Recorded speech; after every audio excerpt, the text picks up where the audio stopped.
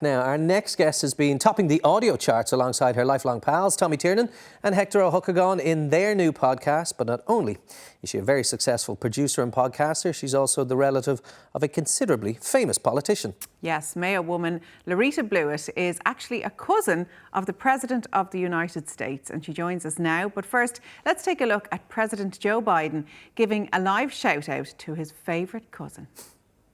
As a matter of fact, my relatives in Mayo just dedicated Laurita, one of my cousins, headed up the hospice effort for cancer, not just cancer, but hospice in Ireland.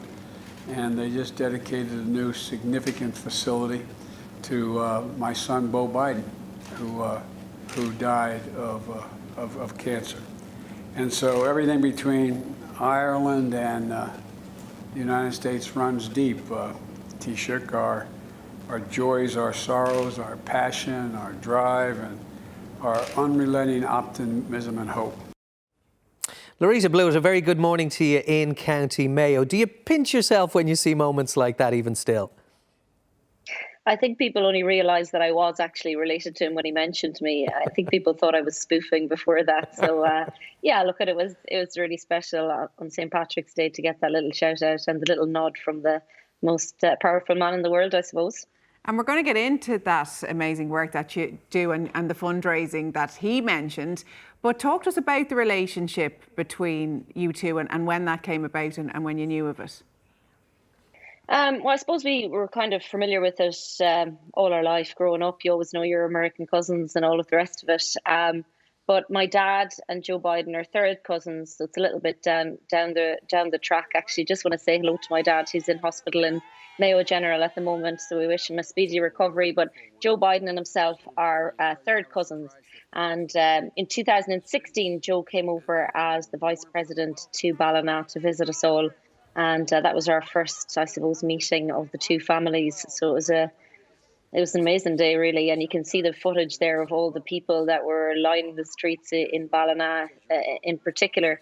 And it was funny to see snipers up on the roof of Pennies and all different shops in the town, keeping an eye over them. So, yeah, look, we felt very important that day and we've continued a very strong relationship since.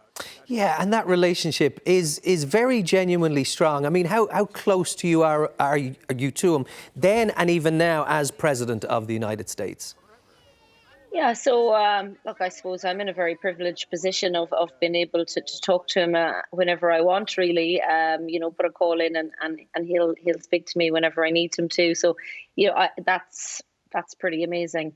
And like he came in just after he left the office as vice president to turn the sod on the Mayo hospice, because as he mentioned there, his son Beau died from brain cancer in 2015, and we were able to keep his name associated with the Mayo hospice. So that was something special for the Bidens, but also for the Blewitts as well, and also for everybody involved with the Mayo hospice.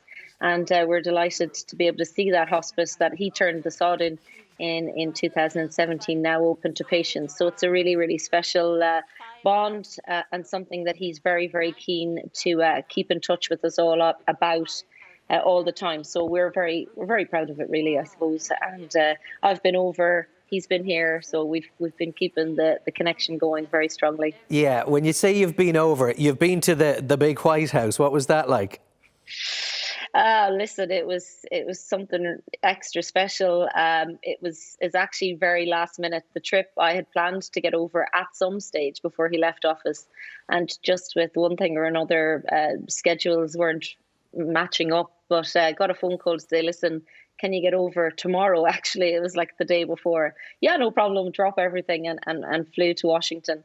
And the next on the Thursday, then he was getting the Medal of Freedom from Joe Biden, from Barack Obama, which of course was a surprise to him and his family and to all his staff. So they just said to him the morning I was due to arrive, listen, Laurita can't make it now. Sorry, something came up. And he was like, oh, God, I'm a bit disappointed because now she won't get to spend some time with me in the White House.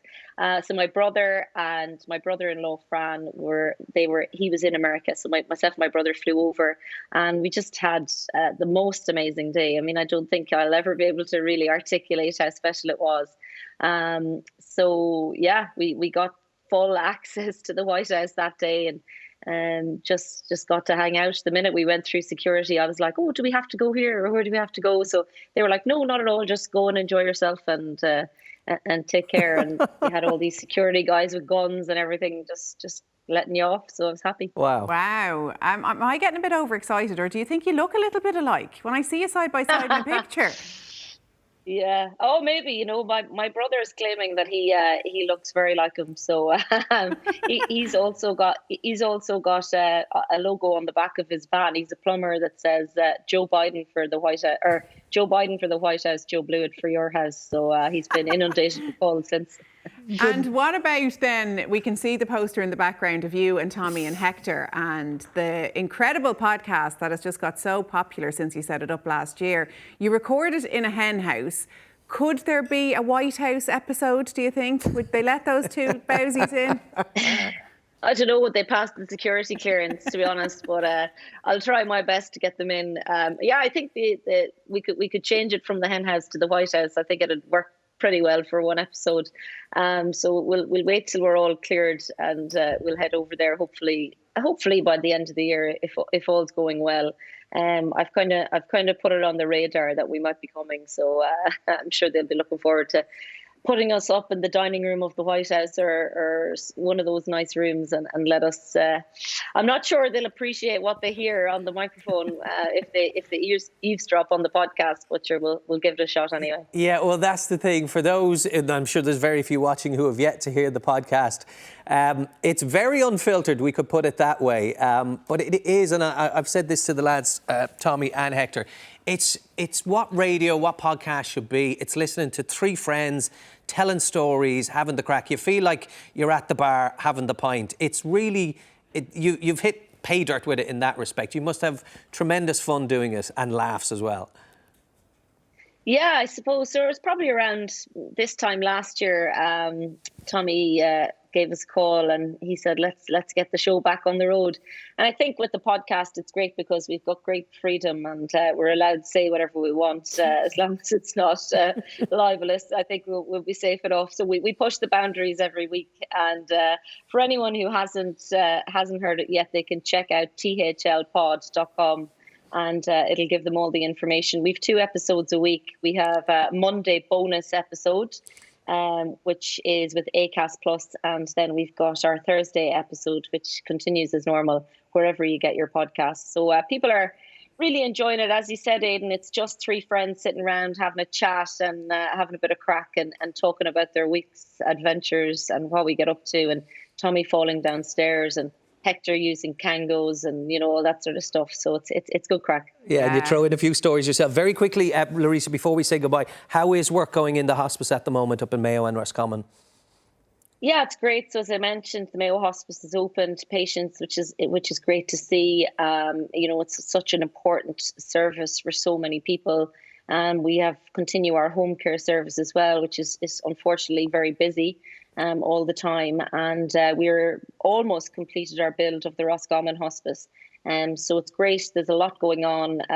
You know, obviously with restrictions, we were restricted for a while with building and stuff, but we were able to get back on track, and we're almost finished now, our building of the Roscommon Hospice. So it's great.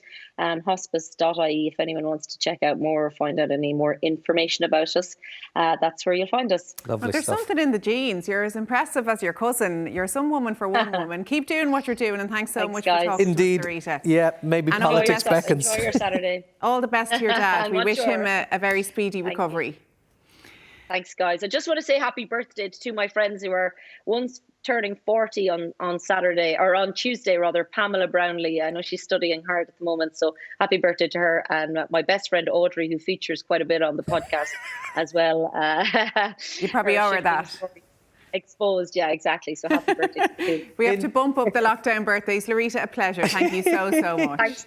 Thank you, Laurita. All the very best. Yes, Audrey's a person plenty of people have interest in, having listened to the podcast as well. Now, that podcast, Tommy, Hector and Laurita is available, as Laurita said, to listen on Acast, Apple, Spotify or wherever you get your podcasts.